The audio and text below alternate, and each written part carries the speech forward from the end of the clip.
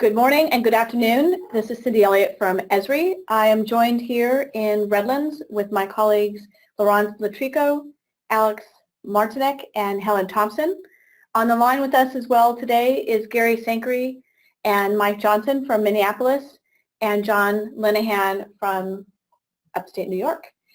And want to thank everyone for joining us today. This is our kickoff initiative around developing more and better communications with our user community within the business sectors that we're serving, and make sure that as we're producing and developing content, we're able to share that and make it available to you. The three key areas we wanted to cover today was to really introduce the concept of this business community building and this effort that we have underway.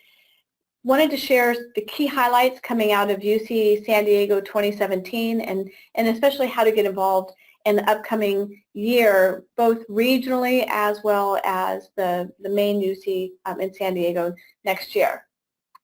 So to kick off here, we wanted to talk about the goals of this community building and how we're shaping and forming kind of the content, the communications, and it really is about expanding the reach of Esri, of our community, and especially the information that does seem to get kind of generated around UC, and make sure that not just the people attending the event are getting access to information, but all of our customers and our users.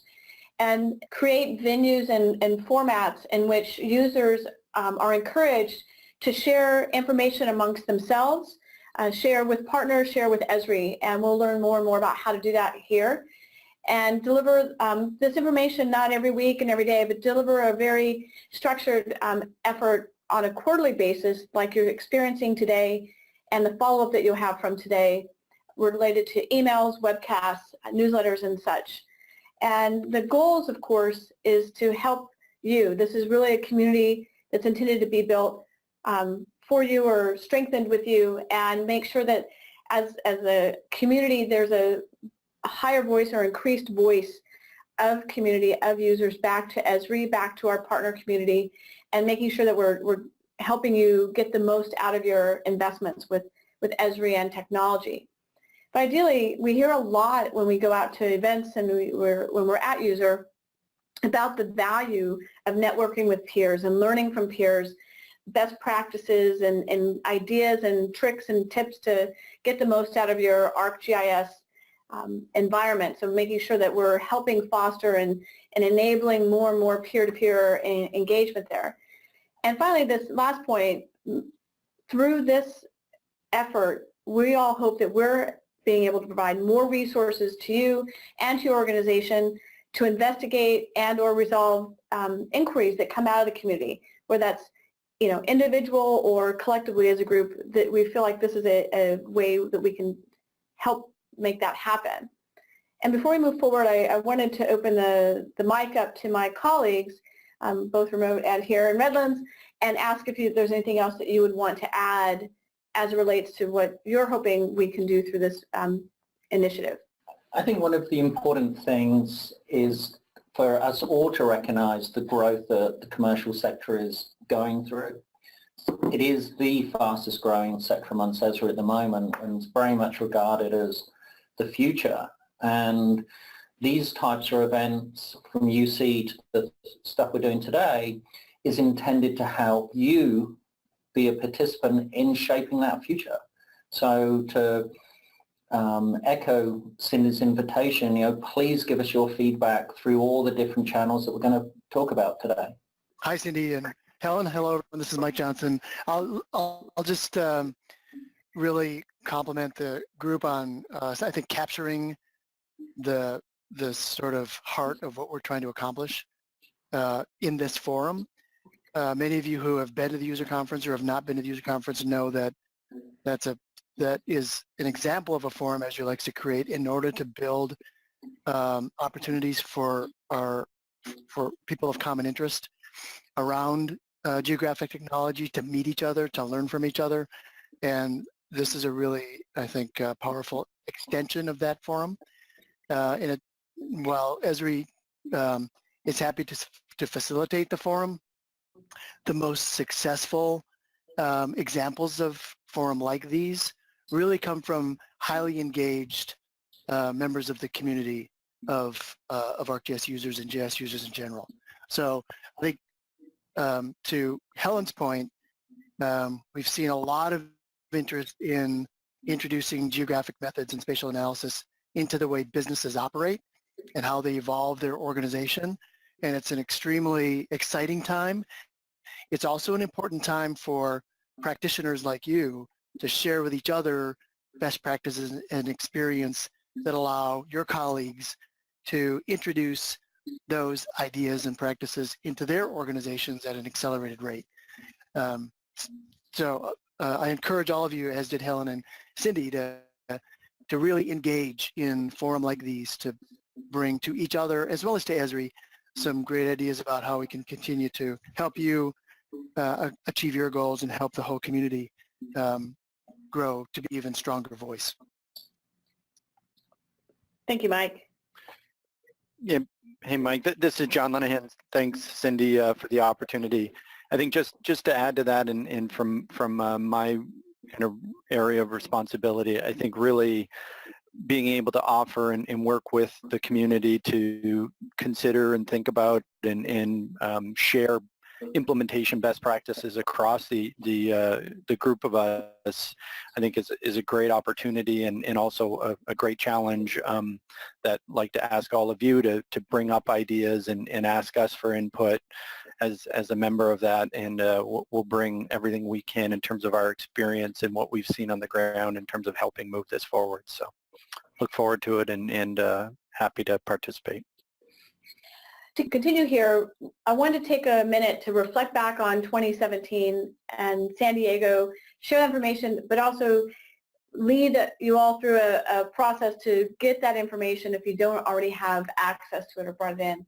But within the business community itself, we had approximately 1,900 attendees from commercial organizations and companies. That was in all about 11% of UC. So that's a very strong representation, but of course we would love to grow that. But I think equally important is growing this community that we're addressing now virtually and online. We had 6 special interest groups that were very representative of industries that are served within the commercial sector, and we'll talk more about that later today. At the Business Summit on Sunday, we had over 400 participants, and we're having to outgrowing our space. We're pushing the walls out. That's a very good place to be. And this represented an audience of our user communities, our partners, media and analysts, and academia. And it was the strongest representation we had for media and analysts, I think, in the history of Business Summit, and had several articles and features written out as a result of the exciting content they saw there. We had 9 envisioning centers on the expo floor. Gary will take us through those in more depth in the session, but they really focused on key business areas versus just technology or based on industry around customer and business analytics, location strategy for growing business, and supply chain logistics, risk management, and some others that you'll see. Through the call for papers, we narrowed down and selected 21 speakers to present their use cases and their best practices in the breakout sessions through the course of the week.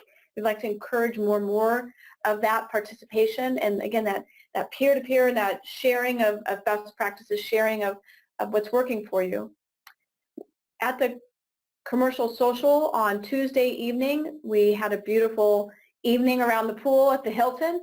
We had over 300 participants there, and we could see that we're having a lot of traffic in and around the different platforms and venues at UC, but we're definitely using this framework right now to really expand that reach and expand our community outside of the physicality of San Diego. From UC as a whole, the company produced a wide range of videos that are available publicly for download, and we'll show you how to get to those. 14 in particular from the Business Summit, and these included videos from companies such as John Deere, stories about Driscoll, about Regions Bank, and others, and just want to encourage that you really take advantage and go and find these resources that are available to you. Because as we've all talked about, UC Happens, we have our regional meetings and our regional events, but we'll use this framework to continue to share on a quarterly basis these new resources that are available to you. To finalize the work around the business areas that you can have key business engagement, with peers and with Esri, with our partners. There's a whole week of activities. First of all, we've mentioned kicking off with Business Summit, and that's an all-day Sunday event. On Monday, we have pretty much a running plenary that covers a lot of topics from a lot of different industries in a very, exciting and innovative way to learn about how a diverse range of organizations are working with the technology and working with Esri. This year, we honored for the President's Award UPS for a very innovative way of using the technology. There is a video by Jack Levitz from UPS on those video channels that we'll share with you. Encourage you, it's about a 20-minute video. Very interesting, and he's an interesting guy, so I know you would like it. On Tuesday, we introduced the business special interest groups, or the SIGs.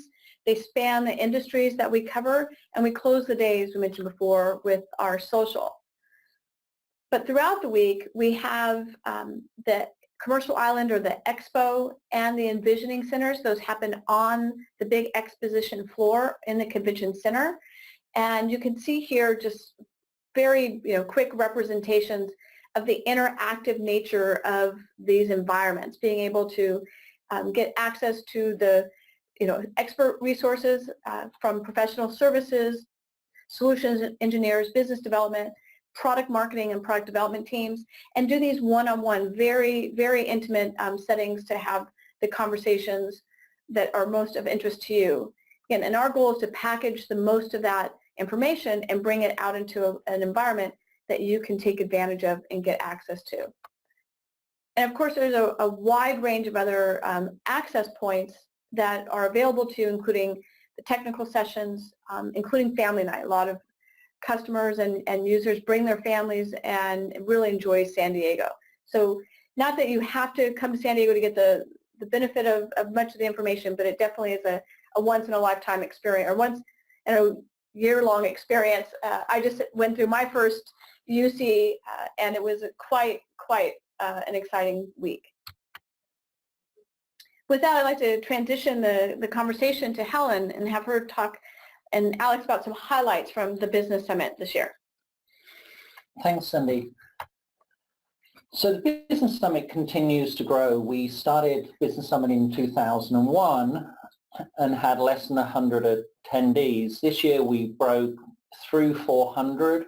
We actually had standing room only for parts of the Business Summit on Sunday. And very key to this were new attendees. Almost 1/3 have never been to a Business Summit or a user conference before. So not only does that reflect the new users that are coming in, new logos and brand names, it also reflects the different departments that we're beginning to reach as GIS expands out of its traditional core into new areas. And that was very much a driver for putting the Business Summit together. So the themes was really around digital transformation. In our daily lives, it touches everything from our commute to work to how we build better airports. We had great interaction and relationship building, as Cindy said, with both academics and analysts. University of Redlands Business School teaches courses of how to apply GIS in business, not looking from a technology perspective, but actually solving business problems. And that was really enforced once again by IDC in the role that location data and analytics has to play in digital transformation. We have an amazing group of customers that were willing to share their best practices. So people like Crossrail talking about how infrastructure is going to change the landscape of London. And Knight Frank followed that up about where and how should we build properties to really not put down more concrete, but maintain the history and the legacy of London as it expands as a 21st century city. Regent's Bank was very key because they highlighted the work they've done with John's team in professional services to use an interactive demo of one of the disasters that hit earlier in the year, which impacted their clients in the southern US. A major flood came in and they were able to proactively and in real time perform analytics on that data set. And I'd really encourage you to go and look at that session. And other household names like Ultra Beauty and Chick-fil-A in the US and Cola and others really sort of bringing this together in terms of the highlights of this. And as Cindy said, every one of these videos is available up online. If you go to the YouTube, look at Esri TV, that's the whole of Esri username, and you search on Esri Events 2017, you'll see these different playlists. So we've curated the Business Summit as a major topic within there. You can come and look at any of the sessions and it'll play you through. You can look at the different connections that are part of that too. One of the other things that we've curated associated with that are the tech sessions. So when we talk about things like digital transformation, we're able to also take you and look further as part of that. We weren't able to record the sessions that Gary's going to talk about in Envisioning, but many of the topics and the tools discussed within that are available through these different tech sessions. And of course, the plenary events. So what we really want you to do is to continue to shape the Business Summit. This is an event created for and by you, by the community. The issues and the topics and the trends that you feel and see in everyday life really influence us as we put together the schedule and the plan and the speakers list for this. So if you know somebody that has a great story, if you yourself have a great story and some best practices that you want to share, please come and tell any one of us how to do that. You can reach all of us via LinkedIn. You can share your stories on the SIGs, as we'll talk later. But really, we'd love to actually have most of our speakers assigned by mid-December, and we'll start marketing you throughout 2018. Because as I said, this is an event for you. It's an event which really keeps giving in terms of the network and the opportunities that happen. I am so touched and impressed by how many of our users make friends at Business Summit with other people and user conference. They forge partnerships and knowledge and expertise through working together, and that sustains throughout the year and beyond. So it's not just something where they come together in San Diego, but I frequently see people who talk to each other, share ideas with each other in different channels, and that to me is the essential part of what the whole of the UC experience is about. So I'm going to pause here and ask if Cindy, Mike, or John have anything else to add. And Gary too. Sorry, Gary. For me, I think what I was really impressed with was that after each of the key areas that we talked about at Business Summit, the speakers would just be flooded with interest of others in the room and other interested parties. And to your point, it's like this prompting of, I never thought about doing that. I didn't realize the capability. So I agree. And the fact that we've been able to capture that and make it available, we just don't want to lose out on that opportunity of sharing. So that was really my add there. So let's switch and talk about the envisioning centers, and Gary's going to cover this topic. So hi everybody. Good afternoon, good morning, depending on where in the world you are. So I'd like to give a little bit of an update on our commercial envisioning centers. If you have been to UC and you haven't been to an envisioning center, I would really encourage you to make it a point next time you're there to drop in on some of these presentations. So they happen all around the, well, actually they happen in two specific places on the expo floor, and it's a place where the Esri product teams come to showcase technology and really show how it's being applied with real examples from business. So it's a place to inspire and to really help our customers to envision what they could be doing, or what sorts of things that they might want to enable within their own organizations. I can tell you that when the customers who have attended those, we get really, really positive feedback about the envisioning centers. And as if you want to move a little bit, we do have, so here's an example of the retail envisioning center.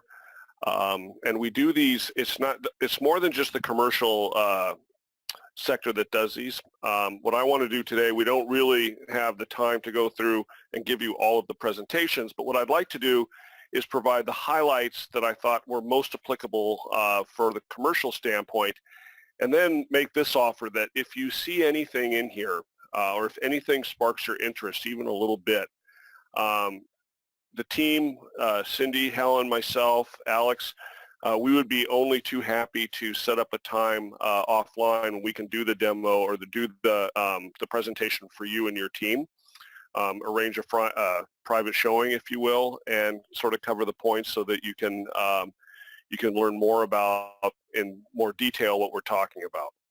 So really to just kind of go through them. What I've done here is highlighted which of the ArcGIS GIS capabilities were highlighted within these presentations to help you sort of identify which ones you think you might want us to come back and talk to. From a logistics standpoint on the supply chain envisioning, so this was really all about how global supply chain managers are leveraging ArcGIS to visualize their supply chains, looking for threats and weaknesses around the globe, really. And as we know, the global supply chain is more complex than it's ever been. We've got all kind of pressures to meet our level of service, and there's threats impacting our supply chain. So what we showed here was, number one was really, it's all about real-time data and bringing real-time data into an operational dashboard that allows operational awareness across the enterprise. So both from the stakeholders down to the folks who are executing and managing. And then also leveraging modeling and forecasting to look at the variables and what might happen if there is a disruption, or if we need to do some changes within the supply chain. How is that going to affect level of service? How is that going to affect our inventory? All that sort of thing. The next one down, the retail industry. So here, as we all know, or as I've talked about, if you've ever talked to me for more than 5 minutes, you've heard me start talking about the disruption that retail is going through. And I would add that it's not just retail, it's every customer-facing business. So how are companies leveraging analytics to really keep the customers they have, engage their customers, and also grow their market share? And the goal of this presentation was really to talk through how we're using GIS in combination with other data sources like your CRM, your customer relationship management tool, and your market basket data to understand about customers. Things that we brought forward here from a GIS perspective, data management. So whether it was data that was in the Esri platform, we did talk about Tapestry, which is our proprietary segmentation tool, where we break the country down into 67 discrete behavioral groups, and those become really, really helpful when you're trying to look for specific customers or align your customers with your market profile.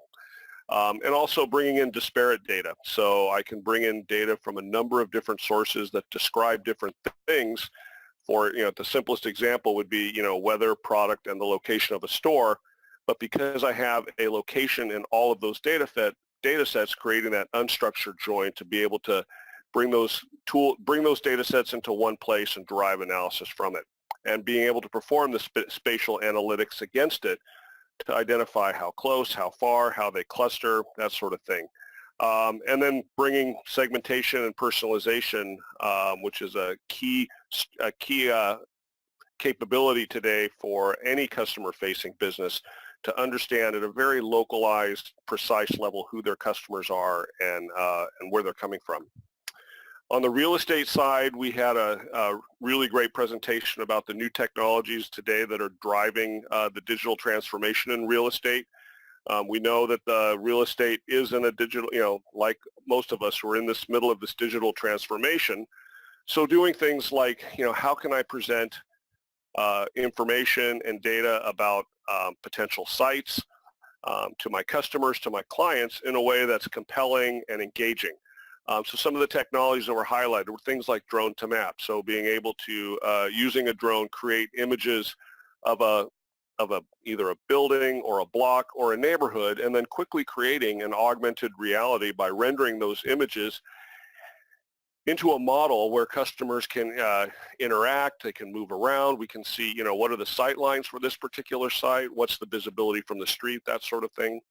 And then also some of the advanced visualization from a data standpoint to be able to, present data in a new way that's more compelling, with the goal of really enabling visual data mining from your customer, or from your from the folks that you're trying to, who you're sharing your data with, audience, there's a word I was looking for. So how can I bring my audience along really, really quickly, and using these advanced visualization techniques to help drive a point home. On the insurance side, we talked about, risk management. So really leveraging real-time data feeds here is really, really important. Anything from, the spread of fires in Northern California that's been at the top of the news until just recently, to hurricanes, whatever impacts,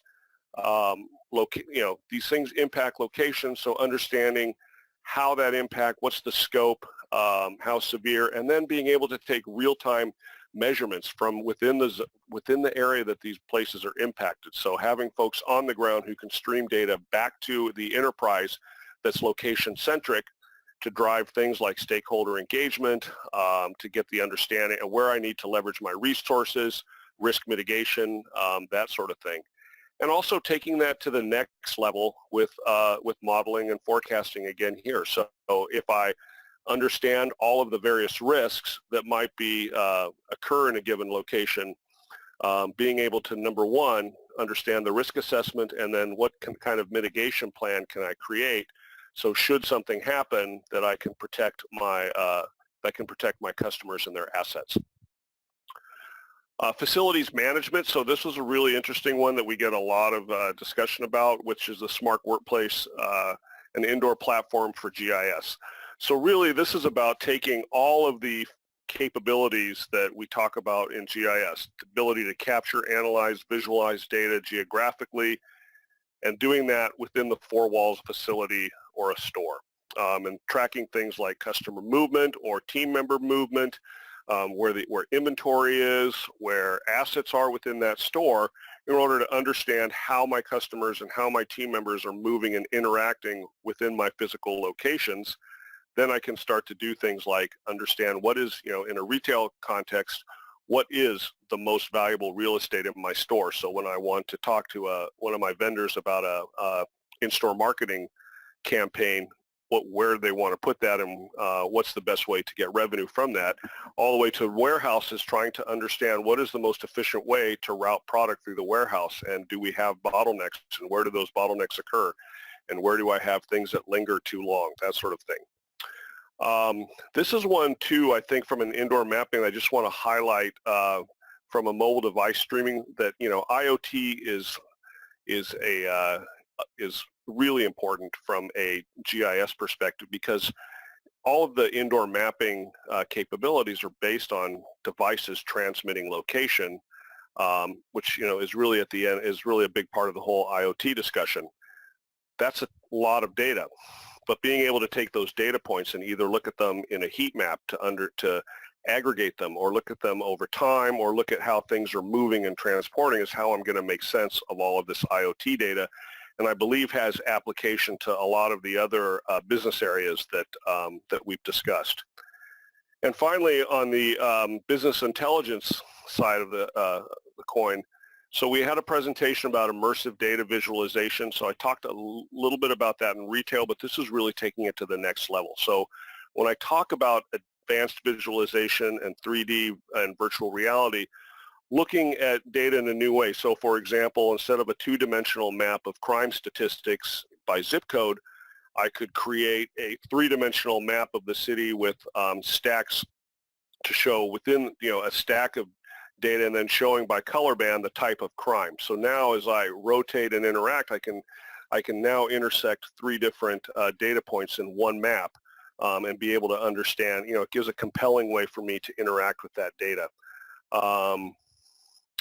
The location strategy for growing market share and profits, this sort of wraps up everything that we've been talking about. So customer-facing businesses, I've said, we're all in this together in terms of this disruption, and we all are looking for how are we going to engage our customers like never before. So leveraging geography in our models to create and support expansion and growth, and real-time visualization, bringing operational intelligence from across wherever they're operating into the enterprise to help both with an engagement from giving a customer an interactive map of either a store or a neighborhood that highlights some things that might be of value to them, all the way to understanding, where my inventory flow might be, or what sort of, if it's Black Friday, where my customers are lining up, or where I might have issues in real time that I can mitigate before they become real problems. So in conclusion, first of all, thanks to everybody for listening.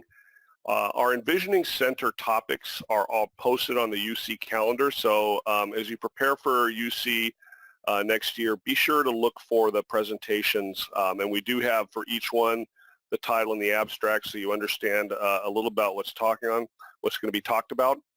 I also would encourage you to reach out to your account team. So if you're curious what might be of interest to you or what you might want to attend, they would be only too happy to help you with your scheduling and help you make sure that you get to the Envisioning Center presentations that you might find the most valuable. And finally, just want to reiterate one more time that if anything here sort of caught your eye or piqued your interest, or you want to learn more about it, the team is only too happy to set up a time to show you these presentations on your time, and we would look forward to that opportunity to meet and talk with you guys. So thanks. Thank you very much, Gary. And this kind of highlights one of the main points, and that's we understand there's not a one-size-fits-all solution for business. There's a lot here on purpose, and what we've done for you is that we've curated the best of the UC demonstrations, and we put them here for you. So if you go to go.esri.com/comdemo, you'll find a fully curated list of our different demonstrations, and we've segmented these by functional concentration as well as industry. And as Gary mentioned, we do have the ability to schedule one-on-one consultations with your organization. You can reply directly to the confirmation that you receive from GoToWebinar. That will get you in touch with our team directly, and we would be happy to set up one of these consultations. All right, thanks, Alex. As Cindy mentioned earlier, we had 6 SIGs across different areas, and those SIGs had over 500 people attend and in person. But what we're really looking to do is to have more than just a single annual meeting of people with special interests. And so 3 years ago, we started groups in LinkedIn around the special interests areas by different industries. So what we put up here are the search terms and ways to find the different LinkedIn groups for our different industries. The Esri's Business Solutions Networking is a group which is specifically designed to have everybody across commercial come to a common area where we broadcast different informations across all of the commercial sector.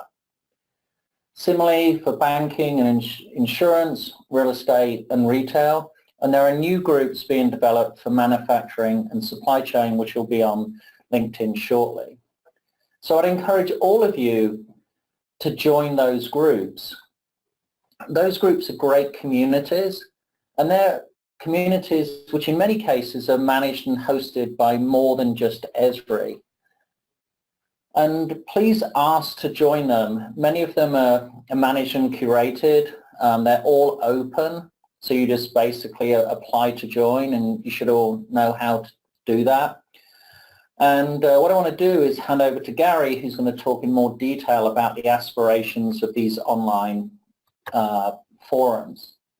So thanks, everybody. Thanks, Helen. So we've been tweaking our approach to these SIGs, and really the most important thing to keep in mind from the SIG is that this is your opportunity to interact with other users and in your community that are using the software and creating workflows that are probably similar to the ones that you're doing. So this is your chance to share and really kind of benchmark how things are going. I know from, it always warms my little heart to find out that the users in my SIG are actually talking, offline and outside of the SIG so that they can share those knowledges and experiences, but they're also, they're networking and they're creating this sense of community. And as part of that community, one of the things is that we're moving towards that the SIGs are actually user run. So we have leadership from the user community who helps us set the agenda. So the things that the SIGs are going to want to talk about are things that are coming from the community. So it's not Esri giving you another presentation. This is actually things that are important and things that you're dealing with on a day-to-day situation. This is also, quite frankly, one of the best ways to communicate concerns right into the product leadership teams at Esri. So we take these SIGs very seriously. When we're meeting, they're furiously taking notes to understand where your frustrations are, where your successes are, what sorts of things you guys would like to see, and it helps us to set our development priorities and where we want to strategically move the software. And I would add too that the SIGs in the past, I think for a lot of them we've just met around UC, and that's been changing. Helen alluded to that.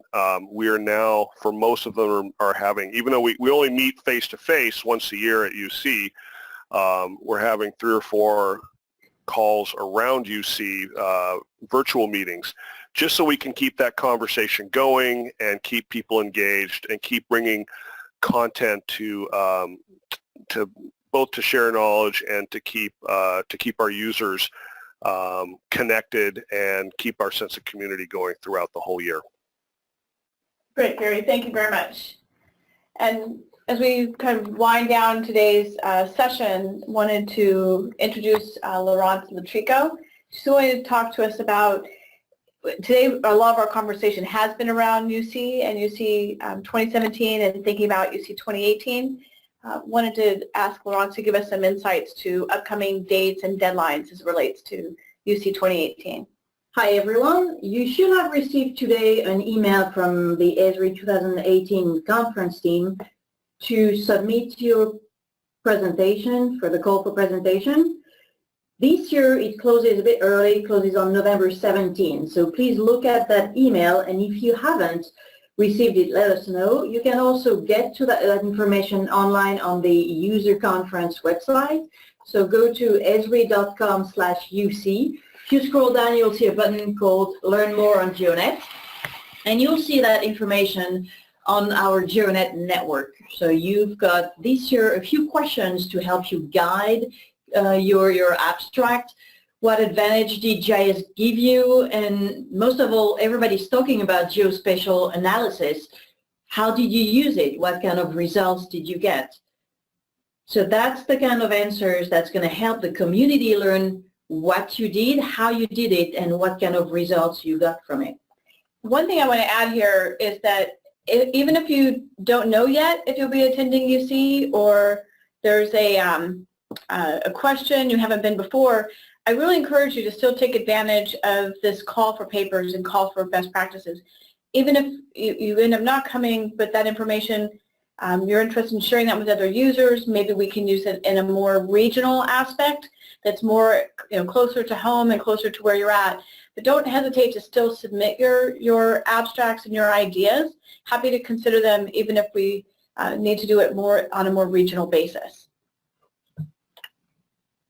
And also, if you're not coming to the user conference, you can also participate in some way and show your success, sending us images. So If you've been there, you know that Jack Benjamin during the plenary shows a lot of user images, screenshots of how they're using the software, what kind of results they're getting. And we're always looking for new images from new customers, new examples of how they're using the technology. We also have the map gallery that opens on Monday after the plenary. We display more than 200 maps that we receive, so feel free to send us your map. We'll print it and we'll display it for you. And also, a lot of you are creating apps in their company, for their department, their staff in the field. Let's share your results with that also, how you were successful or what kind of issues you had. Submit your JS-powered app for review for the user conference. And Cindy said you definitely are encouraged, and Helen said that also for the business summit, to submit a presentation abstract, but sometimes you don't have content for a whole 15 or 20, 25-minute presentation. You can also submit a talk for the lightning talk. These are just 5 minutes. So for the moment, the portal is not open, but if you go to esri.com/UC, there's a Get Involved tab. And on that page, you will see different links for you to register and then be notified when the portal opens. Thank you, Laurence. I appreciate that. And we definitely want to make sure that this concept and this opportunity of building the community is not oriented around San Diego and around UC. It's a great platform to learn a lot and get access to people. We run UCs around the globe, but especially please engage in this digital experience and this online opportunity as well to kind of engage and network and interact with your peers more. One final reminder here, a lot of organizations, we do have the Dev Summit that is in March in Palm Springs. It's at the same week as our Esri Partner Conference. And quite often this is an additional venue for you to learn more, but we'll take every effort possible and make sure that that information as well is brought out to the community in a broader scale than maybe what you've experienced in the past. And we have received some questions throughout the session that we've been trying to address individually, but I'll look to Alex now and let us know if there are additional questions online. Thank you, Cindy. And if you'd like to submit a question, please use the question widgets on your GoToWebinar dashboard. One of the first things I'd like to address that we've received a lot of feedback on already, and we can see it, are the SIGs. So in case you missed it, we did have a few requests. Here's a list of the SIGs and where you can find them on LinkedIn. We will also include this information in the post-webinar email that you'll be receiving in about 10 business days or so. We'll include these SIGs in there, a copy of the slide deck, and the recording of this webinar. And in regard to the search on the LinkedIn, when you put the full string in there, make sure the most important part is that you're looking for the group. So across the top, it'll say individuals or people, companies. One of the tabs at the top said groups. This is a group. So at the top of that page, if you're not already a member, there'll be a button that says ask to join. So you need to look for the groups after you do the search. Another question is if you would like to submit anything for the Business Summit, if you have a story, you can reply to the email you received from GoToWebinar. You'll find my name on there. If you reply to that, it comes to me directly. So as Laurent said, we are looking for any presentations or solution-focused talks ranging anywhere from 2 minutes to 25 minutes. And we have something to highlight your story. Helen mentioned it earlier, one of the highlights last year, I thought Business Summit was great, but the Regions Bank worked, as she mentioned, with John Lenahan's group ahead of time to really put that kind of new release features into Grant Mullen's presentation. So it's not that we're going to sit you out on a limb all by yourself, and we definitely, Helen and Alex, do a lot of development and coaching with our presenters, but we also get Mike Johnson's team and John Lenahan's team involved in helping kind of optimize the content information. So then, Helen, one of the questions is, you've had 17 business summits under your belt. The question would be then, what's something you learned this year that you hadn't previously learned at the other business summits? Wow. I learned this year just how hard people work that understand GIS to communicate the business value of ArcGIS to people that don't yet know that. What was amazing to hear was how many people sort of saying, look, you have to trust us that this is what you should do. You do this and you get all of these benefits. And sometimes people are skeptical because they think it's a lot of work and it's a lot of effort. And what amazed me this year was how much people could show that starting point, the effort to get value and get value out very, very quickly was minimal compared with when I started, a long time ago. It wasn't just that we were telling people that Esri is easier and quicker and all those other things. It was how many people were prepared to sit down and say, look, I'll get my computer out and I'll show you. I'll work with you on this. And that was, to me, the most revealing, that so many people were taking new people or people that are just started with Esri or a new department and were willing to open up their laptops, tell their stories, convince people that this is what they should be doing. And it was a pretty amazing time. And then, a consequence of that was all the people that told their stories. So we've got great videos, we've got articles and other things which have come out this as well. So I agree. And I was just at another meeting, and one of the feedback from the person in the room with us was that he felt he was always having to evangelize and help others understand who aren't GIS long timers or professionals, and finding some of these tools and being able to send a link to watch a video of someone in a similar industry evangelize was a really important asset to that. So, any additional feedback or commentary from Gary, John, or Mike as we start to wrap this session up? I would just reiterate once again, we talked about it during the SIG about the sense of community.